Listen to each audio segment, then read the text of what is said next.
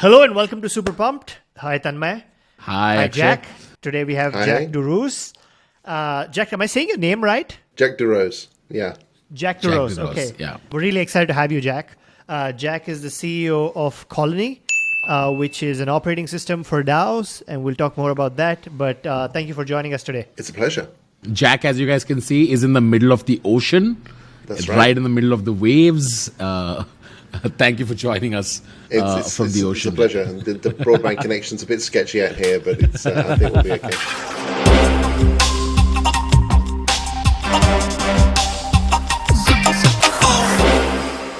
So Colony is an operating system for DAOs, right? Like I think for our audience, before we get into what that is, Jack, in the simplest manner possible, what is a DAO? So a DAO is basically a way, or many ways, in which people can collectively manage funds, do work together, make decisions without needing to know or trust one another. Without needing to trust one another. Okay. Exactly, or even know one another. So it can be a whole bunch of people who are just pseudonyms over the internet, and you have rules in place that allow them to have a pot of funds that they kind of all have access to, all have some ability to influence what's done with it, but no individual can do so without the oversight of the others, so people can manage it in a trustless fashion. So it's an anonymous democratic wallet / Reddit thread with a bank account. Right, exactly. That's what Aaron Wright has framed them as been like subreddit with a bank account. I think that's a pretty good framing. But of course, like this is a dramatic oversimplification of what it can be, because this is actually a weird term. Like it's a terrible term. Let's just get that out there to begin with. DAO. Like when you explain an acronym, when you use the full wording of an acronym, it should give you more information about what it is. But actually this means decentralized autonomous organization. And now do you feel any more informed about what that is actually supposed to be than you were with just knowing DAO? You know, a huge number of syllables that require a great deal of further unpacking. And actually the difficult thing is the more you unpack it, the less clear it becomes, because it's found itself in an interesting superposition of being both too nebulous and too specific at the same time, because it's been come to be understood as this very simplistic thing in which you have got a pot of money and then people can vote on what to do with that pot of money based on how many tokens they've got. And that's just one really simple and actually pretty dumb way of doing a DAO. And there's, in the future, what we'll see expanding as the sort of DAO space gains traction is all sorts of different organizational forms and all sorts of different ways of making decisions collectively about either what should happen on a blockchain or how some funds should be spent. But these probably in few cases actually end up looking like a bunch of people voting on a series of proposals. All right. Actually, the question when Akshay introduced me to the concept of DAOs, right? The first question that came to my head was, why do we need this? And what problem is this really solving? It's almost formalizing something that's not previously an organization, but giving it structure. Like, I don't see why would someone need this? It's a similar question really to why do we need companies, right? Why do we need any way of people being able to come together and pursue some mission? So the answer is quite similar, but it's also has some differences, and it comes down to context. So much like there are different actual sort of legal forms of organization which make sense in different contexts, like you can have like a for-profit LLC in the US, or you might have a foundation in Switzerland, or you might have some form of charity somewhere else. And you make these decisions about the kind of organization you have based on the characteristics of the organization. So there are certain forms of organization where it really makes sense for you to have a DAO. And the context where that makes the most sense right now is when you're trying to build a piece of decentralized software. So you're trying to build a fully decentralized system like a DeFi protocol in which you want it to be both technically decentralized, But you don't want that to ultimately, in the end, given that this is a sort of eternal piece of software potentially that you're building, you're putting out some smart contracts onto the blockchain, they're going to be there forever. Unless you think that these smart contracts are never going to need to change in the future, you're going to need some way to be able to govern it forever. And obviously people don't live forever. So you need some process by which they can be governed. The decisions can be made about them where there is revenue streams coming in from those protocols. Those can be put to work in one way or another. All the normal things that you would kind of expect to have to do with a company, but in a context of decentralization and pseudonymity. Yeah, this is like an obvious, current use case for Yes. DAOs. But if I had to make sort of a philosophical argument for someone who's not a developer, can you tell me an example of the most frivolous use case of a DAO that you've seen that you thought was interesting? Like I'm talking about one example that Akshay and me discussed was, hey, if me and my group of friends, like the gang that I hang out with, we all had we all pooled our money in together and we can decide what to buy each other, right? This is, to me, was the example that I thought of, which is, hey, what's the most frivolous use case of a DAO? Can you think of something that you found interesting? Well, I think if the use case is frivolous, then it's probably not useful, in which case it probably won't get used for very long, right? So it might be a toy that you play with for a few minutes, and then you think, actually, this isn't really useful to us, so it's not going to endure. But let me rephrase that. What do you think would be the most common use case for it, especially for a non-developer community? Maybe even non-crypto community. Community. So totally non-crypto. So, well, I just preface that by saying I think that the distinction between crypto and non-crypto is going to blur over time. I think that this will cease to be a meaningful distinction, just as internet users and non-internet users is no longer a distinction that's meaningful in the world. But I think that a use case that comes to mind quite readily is things like creative agencies, companies that kind of tend to work with a relatively small internal team and a relatively large bunch of external contractors. The problem in those kind of companies is very often that there's a lot of like person-to-person management that needs to take place, and it's quite a lot of organizational overhead that needs to take place for the company, and that makes it quite hard to actually scale the organization without sort of linearly scaling the employees of the company who are going to be managing the work, and that can result in it becoming messier. A use case that we're seeing emerging with surprising frequency is teams realizing that if they can organize themselves appropriately, if they can create the right systems within their sort of agency type organization, they can actually scale it as a DAO without also scaling the people internally, because they can incentivize people appropriately to get the right roles in place to do things like project management and the creative work or whatever it is, rather than it all having to go through them as a company. And the nice thing about that additionally is that, well, the nice potential that could bring, if you're a freelancer that does a lot of work for clients, whilst you've got freedom on the one hand to kind of accept the clients or not, you're always working on somebody else's thing, and you don't have a great deal of agency. You don't have a great degree of ability to decide on what you're actually doing. And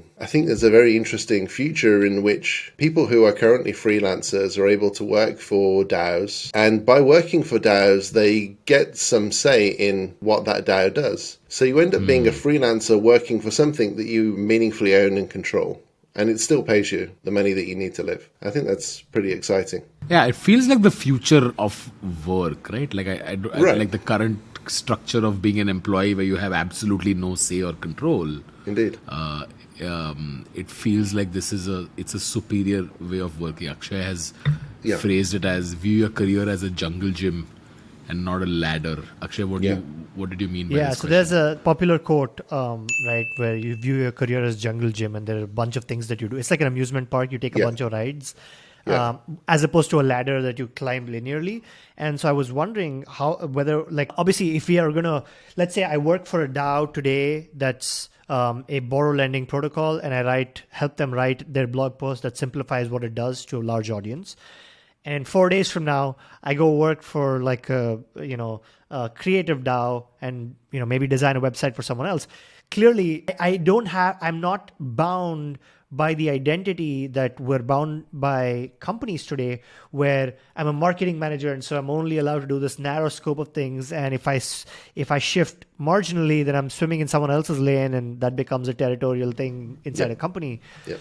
So I guess the question for you is: do you think it'll help? Like, how do you think this will impact careers and how people work? More broadly speaking, the future of work that I think that we're going towards and that we're seeing kind of outside of the blockchain space and in just companies everywhere is a realization that the traditional model of the firm, the sort of the corporate hierarchy in which you've got increasing amounts of power, basically the higher you go up in the organization and those people have to make decisions, is a model which was designed in, the industrial era, and it was for a world with low uncertainty, where things didn't change very rapidly, and that's in no way represents or resembles the world that we have today, where there's an extraordinary fast rate of change, there's ever-increasing complexity and uncertainty and huge amounts of specialization, and also that people are way more informed than they ever were in their capabilities. Like,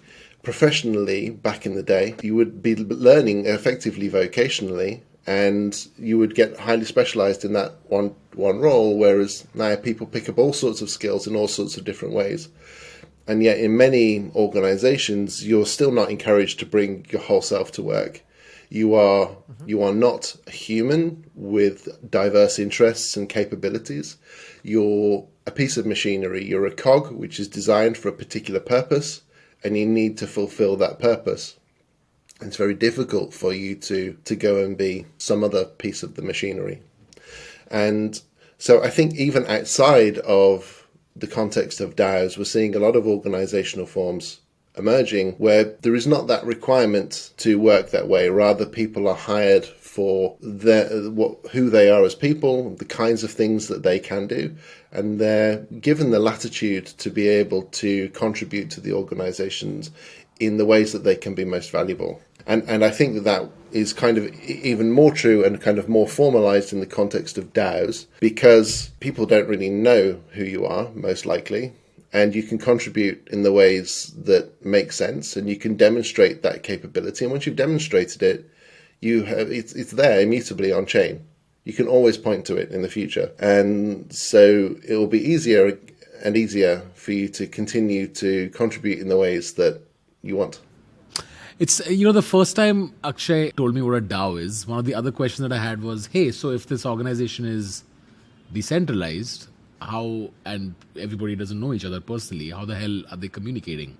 And then Akshay smiled and he then sent me the link to Colony. So, Jack, I want you to talk about, what is Colony, and if you can add that with, hey, how did you stumble upon the idea, and what were one of the first few problems when it came to, intercommunication within a DAO? What were some of the first few problems that you stumbled upon, and how did you solve them? Let me start with the name, Colony. So, Colony is about ants, not empires. I'm assuming that your audience is mainly in India, so that's an important thing for us to clarify, particularly as I'm British.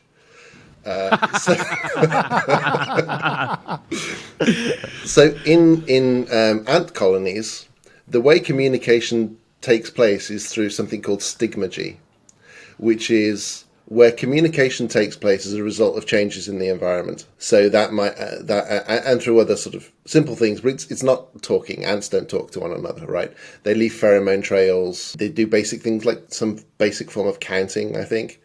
And on the basis of those, they've basically got program rules that enable the colony as a whole to be able to do some stuff, which is actually very sophisticated stuff, stuff that has even until recent decades been difficult from a computer science perspective, like finding the optimal foraging route between a bunch of different places they could find food, or thermoregulating a nest. These are kind of known as NP hard problems, one of which is called the traveling salesman problem. So, sorry, can we just pause for a quick second? Yeah, sure. Do you want to just explain the traveling salesman problem? Because I think that's interesting context for what you're about to say.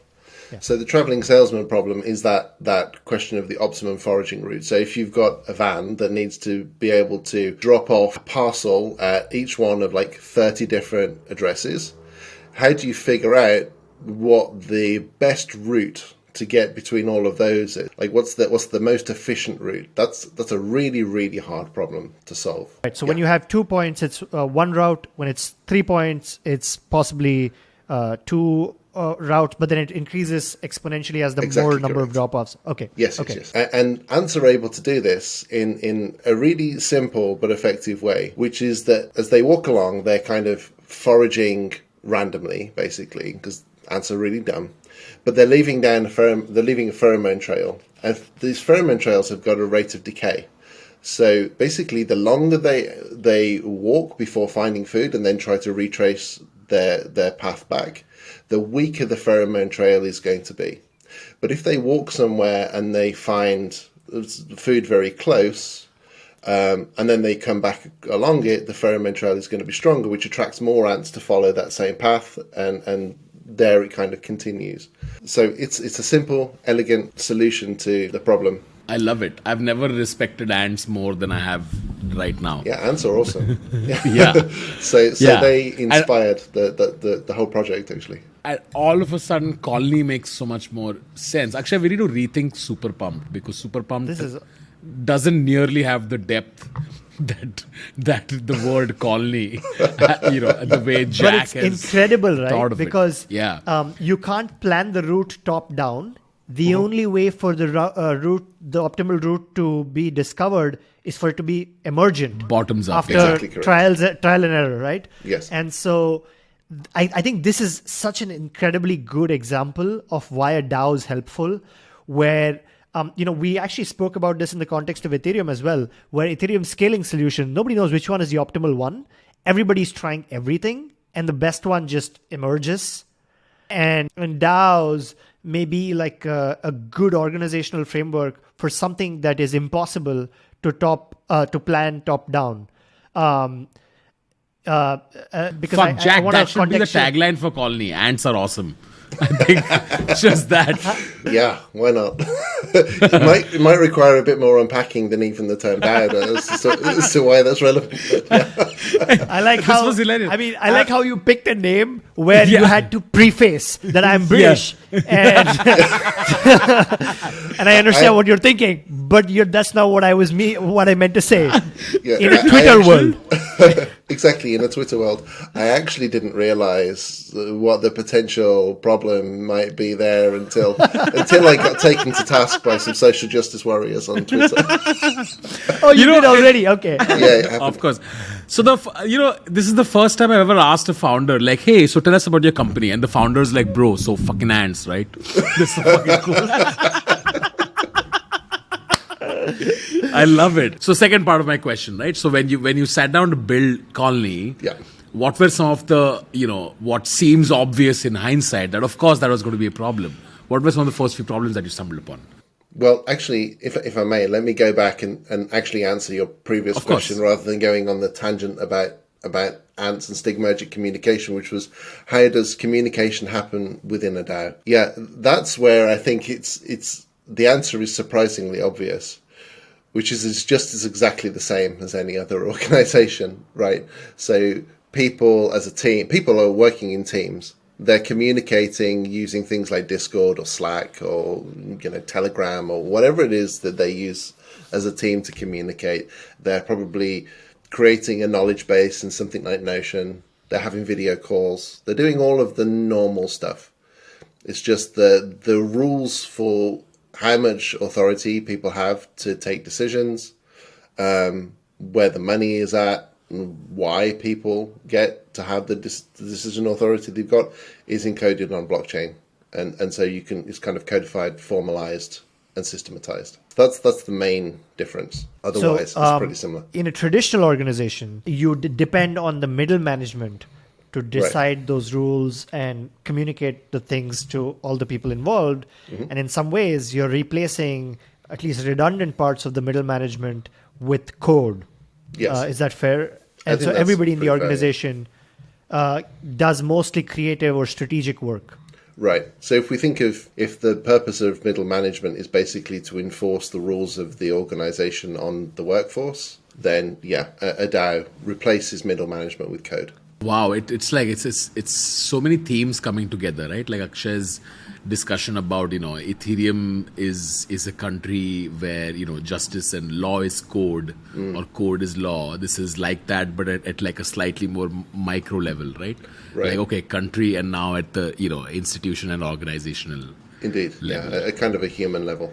I actually just realized that I had actually not thought about this ant example. Like really clarified it for me because the difference between a company and a DAO now, as I think about it, is in a company, top-down planning is a feature, and there are certain things that you can do with central planning and top-down planning.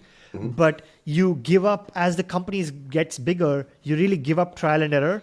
Startups do trial and error in the beginning because the teams are small, but as the companies get bigger, they stop doing trial and error because they have value to protect, and that's why they get disrupted by smaller startups, right? And so DAOs, preserve the ethos of trial and error because anybody can draft up a proposal, and that can get seen by the CEO in this case, which is the entire community, Right. and they can approve it. Whereas in a traditional organization, you'd go present it to your manager. They would then be like, oh, this is not really in line with my KPI. And so they have different incentives. Yep. And that probably gets shut down. That's why, one of the things that in tech companies is the most creative people leave as the organizations get bigger. Right. And so this was really helped me clarify the way you described it. I think that, and this is like a really boring way to get out of answering any question concretely, is that it's really it's really context dependent. So I think that even within decentralized organizations, there's likely to be contexts where actually the organization agrees that it needs to be slower moving, it needs to be more resistant to change. And then there's other contexts where it ought to be very low friction. It ought to be very possible for people to swarm all over things and try a whole bunch of different stuff because it's low risk. So sort of contrary examples would be like if there was a DAO around Bitcoin, right? That's going to be something where there should be very high barriers to change because the thing that preserves its value is that it's a known quantity. It's sorry. The fact that they can't agree on anything is actually a feature in Bitcoin's right, case. Indeed. Yeah. The fact that it's really, really hard to get anything to change with Bitcoin, like some may argue, is one of its strengths and it's a feature of the system. Whereas in other contexts where perhaps it's an early stage startup or it's a project which has kind of got tentacles going in all different directions, something like Yearn, perhaps Yearn Finance, there is a real strength in being able to be very diverse and to be very fast. I think that the reality is likely to be in many organizations that both things should exist at the same time. And there's likely to be like some things which are tried and tested and have grown and been successful, and those kind of need to be protected. And then you at the same time need to have still the opportunity for new things to be explored. Given that DAOs help the community be pseudonymous, this might sound dumb, right? So status is served through ideas in a DAO, whereas in the real, so to say, in the non-DAO world, there are multiple other ways for status to be served, right? Because in my head, no matter what group of people come together, there's some element of a status game here, except in a DAO, status is served purely through ideas and proposals and etc., right? Like, how do you find status hierarchies, so to say, in a DAO? In Colony, we formalized that quite explicitly, actually, in a system that we call reputation. And actually, interestingly enough, at least as it stands currently, it's not as a function of ideas. It's as a function of execution. So you earn reputation by getting paid for having done something which was deemed to be valuable by the organization. And then your influence increases as a consequence. So it could be that people want to compensate people for bringing a really great idea to the table. But I think the conventional wisdom is that ideas are kind of 10 a penny, whereas execution is the hard part. Status as competency. Yes. Yeah, proof of work, right? Yeah, Indeed. proof of work. Yeah. This is awesome. I mean, Jack, this is helping clarify so much of our thinking. This is very cool. Would love to talk about Colony, the product.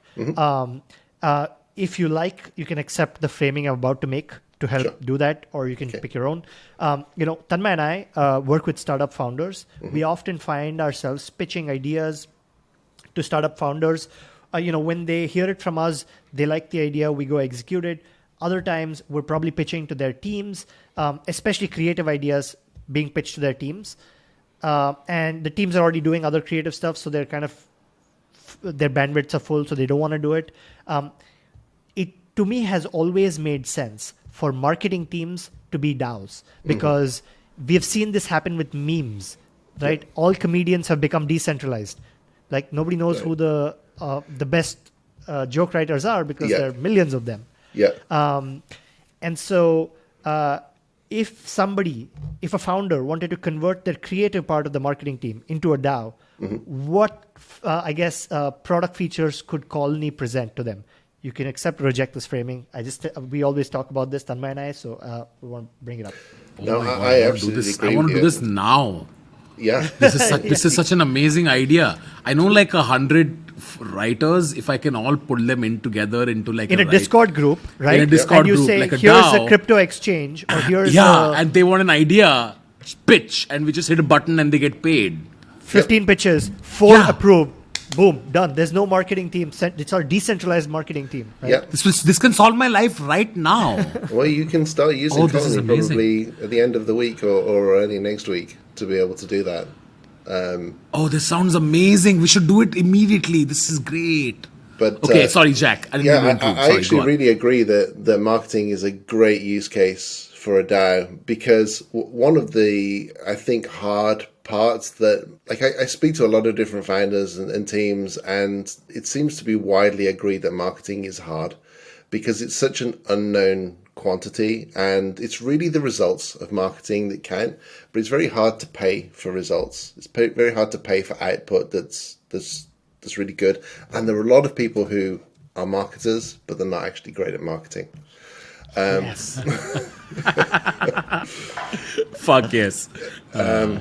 So I think that a DAO is a great use case for that, because then you just really end up paying. Unless you want to put people on retainer, you're paying for things that you want, and you're not paying for all the shit that you don't.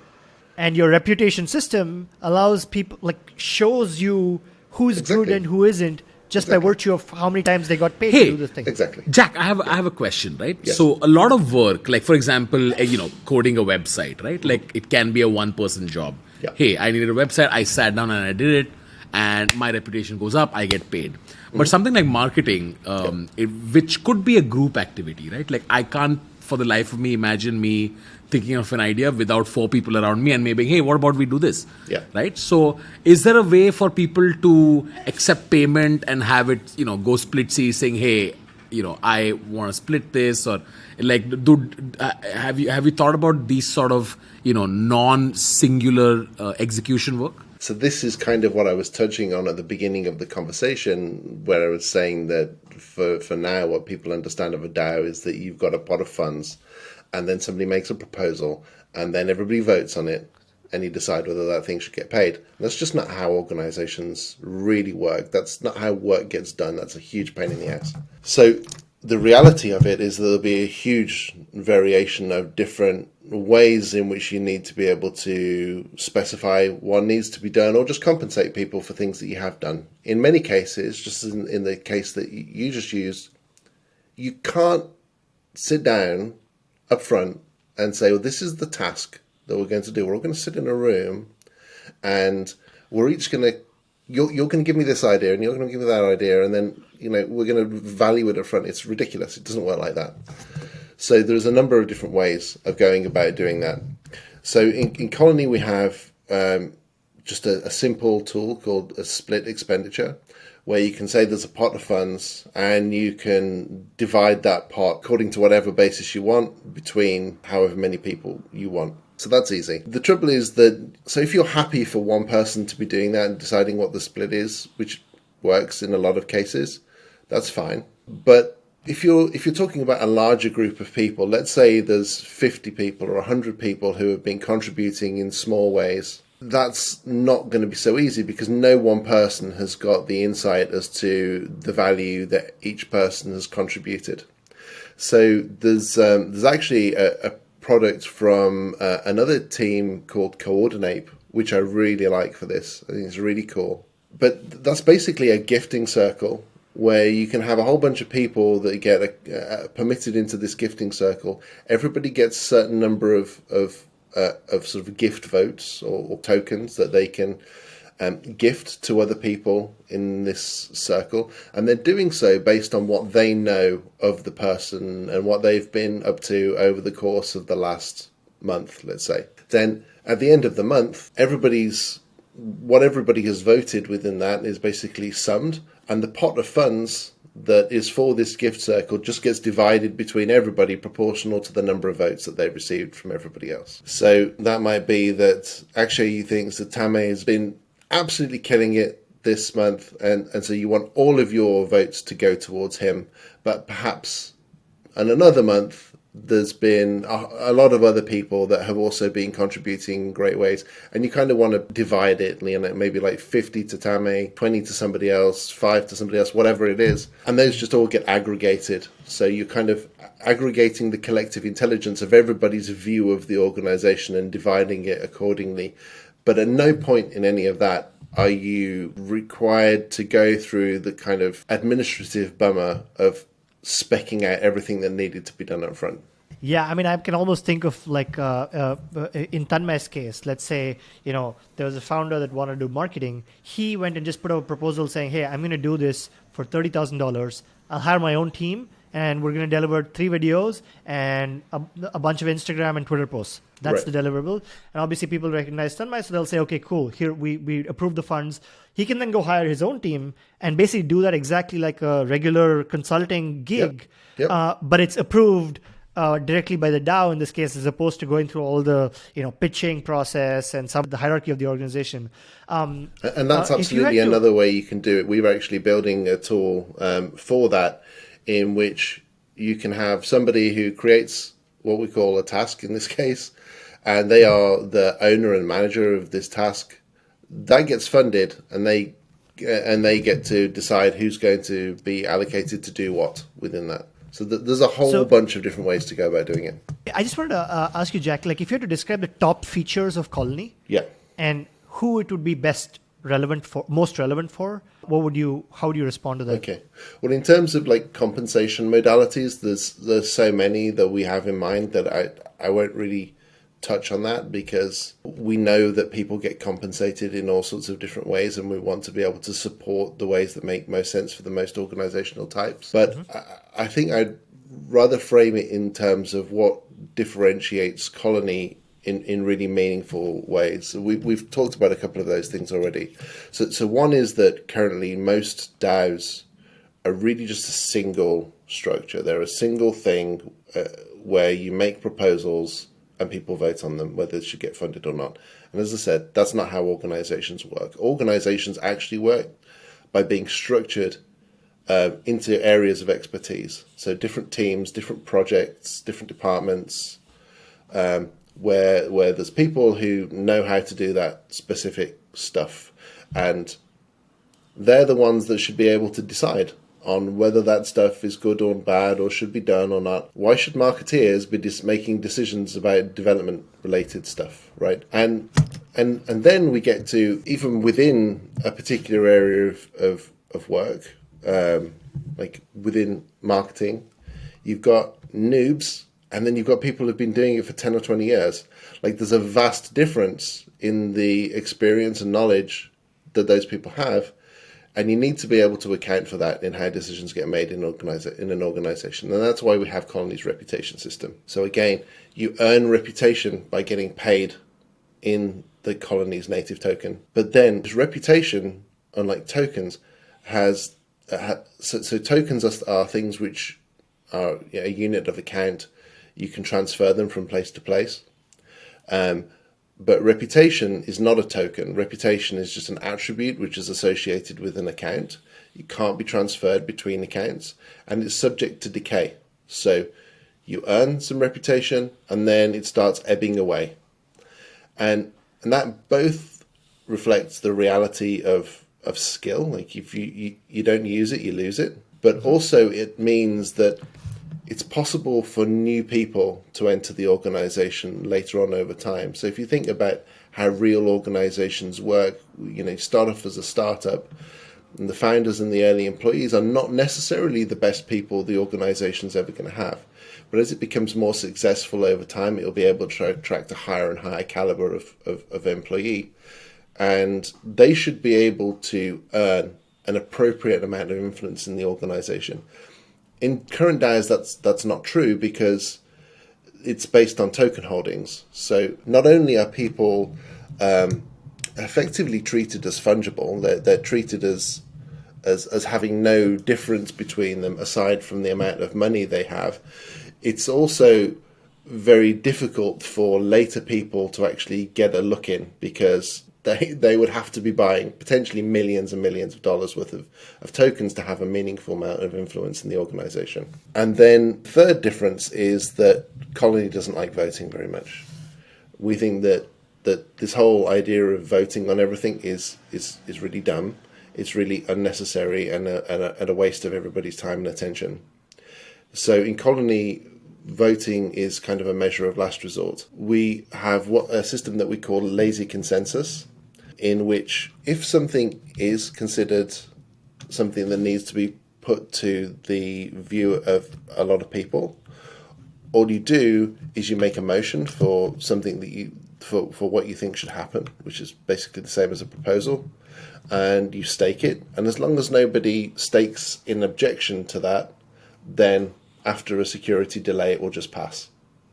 So you're able to make a decentralized decision by virtue of the fact that everybody has oversight over it. But it's kind of the principle of like, is this safe enough to try? Does anybody really object to this thing happening? If not, cool, it can be done. And that we think is a more practical solution for most organizations that are communicating effectively. And actually, in the conversations that we've had with other existing DAOs that are using other frameworks, they say that is actually the reality of the DAOs that they operate in anyway, but just with a lot more cat herding, in that a decision gets made in Discord or on video calls or in a forum or whatever, and then they have to make a proposal for it, and then they have to go and chase everybody for days to get enough to pass quorum.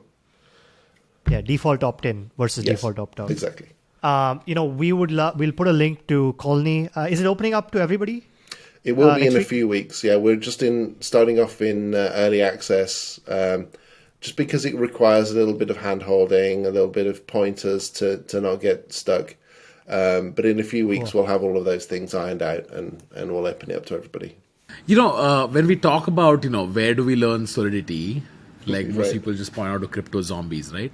Like, what is the crypto zombies equivalent for DAOs? Where can people go learn about this? I don't think there is one, to the best of my knowledge now. I think that it's all a bit too new, and a lot of people are talking about DAOs with different perspectives on what it really means. And there's also not very many meaningful frameworks out there right now. So, All right, so if we're going to create the Super Pump DAO and someone go make the crypto zombies for DAO, and we'll fund it. Sounds good. Wow, that's pretty meta.